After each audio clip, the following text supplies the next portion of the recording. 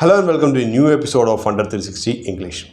Today we are going to discuss about how we can assess the quality of management of a company before we buy the stocks of that particular company.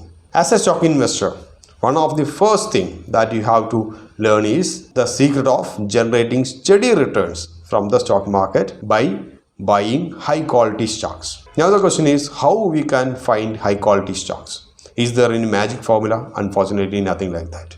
A few parameters you have to take into consideration to evaluate your company. So among that, one of the most important thing is about the management quality. Obviously, the financials also plays a vital role. Not just financials, along with the financials, you have to think about the management quality also, because management quality cannot be manipulated, but financials can be. In some cases, we have experienced that the numbers as well as the financials of a company looks very good. But unfortunately, after entering into the stock, some of the promoters, when they become public, they try to exit from that particular stock. Why so? Sometimes if the credibility of the promoters are less or that's tarnished in nature, they are trying to escape from this company before some sort of fraudulent or malpractices they have done on books. Once these malpractices or allegations comes into public domain, there is a higher probability that the stock prices will fall down drastically. Before that, they need to exit at a better price. Also, sometimes when the promoters of that company itself, they will siphon out the money through the subsidiaries. So all those things basically creates the need of conducting an analysis on management quality as well as the credibility of the promoters. The first thing you have to look into is about the background of all the promoters of a particular company where you are going to invest in. In the olden days, big investors like Lynch itself, they used to go to that particular company's office and have a detailed discussion with the promoters as well as other stakeholders. Then only they will invest in that particular company. But as a retail investors, we can't do that. The only thing is we have to concerned about a few matrices that you can easily verify. So one such parameter is the background of all the promoters of that particular company. The track record of the company and its promoters, that generally puts some light on whether the shareholders' interests are prioritized or not.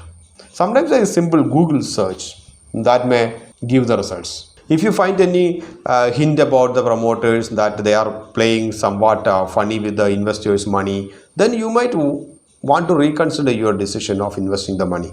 Most importantly, check if whether the company has any regulatory issues with the authorities like SEBI or RBI, or even the promoters themselves had any issues with any of the banks or any fraudulent activities done in the past or any such things. All those things generally you can get from the Google itself. The second parameter you have to take into consideration is about the remuneration of the senior management professional.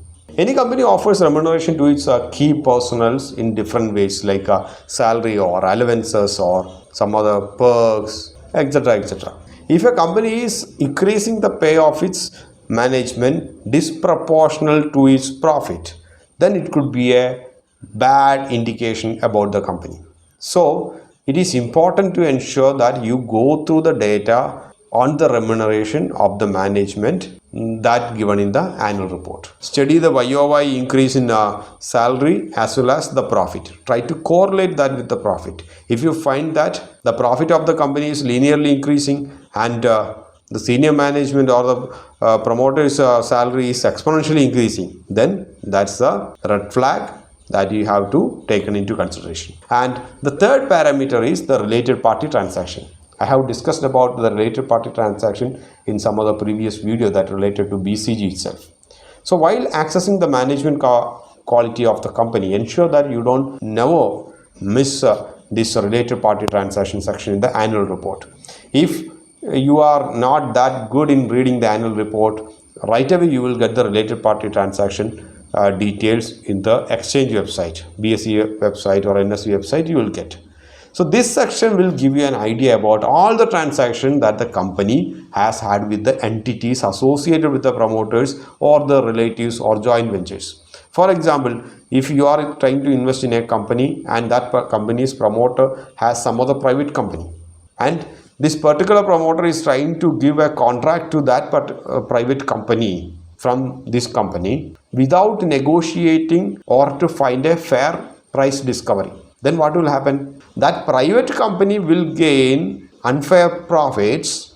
On the other hand, the public company, the company where we are trying to invest, will incur losses. This is the one way to siphon out money from the public limited company to the related private companies through related party transactions. Many companies, promoters use this way, this kind of fraud they used to commit to take money from the public limited company to the private company. The fourth parameter is the management forecast.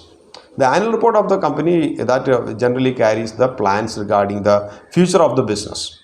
You can look on to these details under the heading usually given as director's report or management speaks or management forecast, or this kind of similar terms they might have given. From annual report to annual report, that differs, but whatever may be, this is the content of that particular section. The very same thing you can find it in the company's website also, if that's available. So going through these details generally help us in evaluating a company's management team's strategy with respect to how it sees the business grow in the near term as well as in the longer term.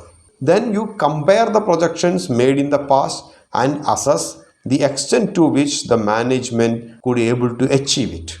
Also keep an eye on for strategic changes introduced in the recent years.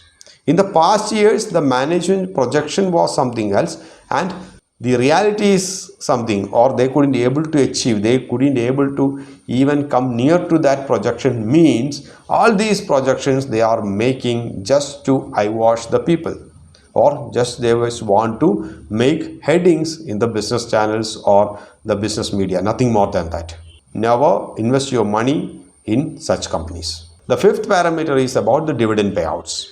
Most of the investors prefer dividend paying stock as it generally ensures us the regular income. The last video we did about the high dividend paying stocks, how much we have to be cautious about such things. So there is a general belief that shares of a company that pay very good dividends are good investment avenues. Need not be.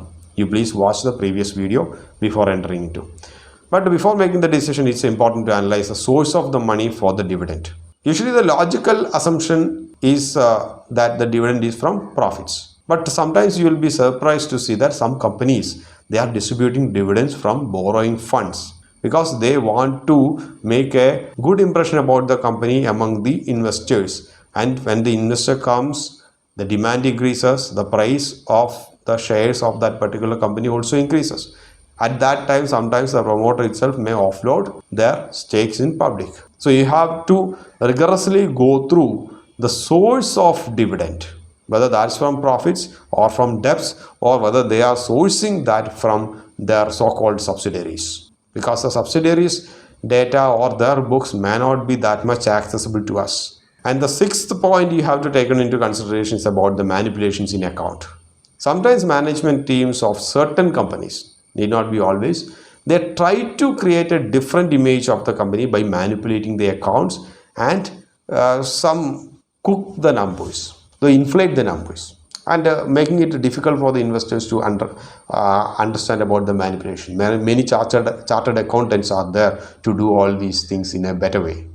So while you can hire a professional to get accounts checked, even if you find the slightest hint of manipulation, avoid investing that company because thousands of other companies are there with quality numbers. The final thing and the most important thing is about the promoter stake on that particular company. If the promoter of a company doesn't have faith in its business, then do you think an investor will have? Never. Usually investors are comfortable if the promoter holds at least a 50% or more stake in a company. But you should not take this as a hard and fast rule. Some companies, they doesn't have much promoter stake, but even the company may be functioning well. Similar to that, Some companies may have 75% of the promoter stake, but unfortunately, the companies or the promoters may not be that much efficient. So, this is not a hard and fast rule, but a company that has a constant increase in promoter shareholding or a constant shareholding pattern they have, that gives us a positive sign. On the other hand, a decreasing shareholding by the promoter over an extended period, or if they are pledging the stakes to someone, that also gives a negative alarm to any investor. So before you go for a long-term investment, you please go through, at least you please verify the company's financials as well as the management quality with at least these 7 parameters. But on the other hand, if you are just investing as for swing trading or day trading or any such things, you need not bother much about it. Just rely on the technicals. But if you are trying to invest your money for long term, please analyze with these numbers. So that's all for now. See you in the next episode. Till then, bye from now.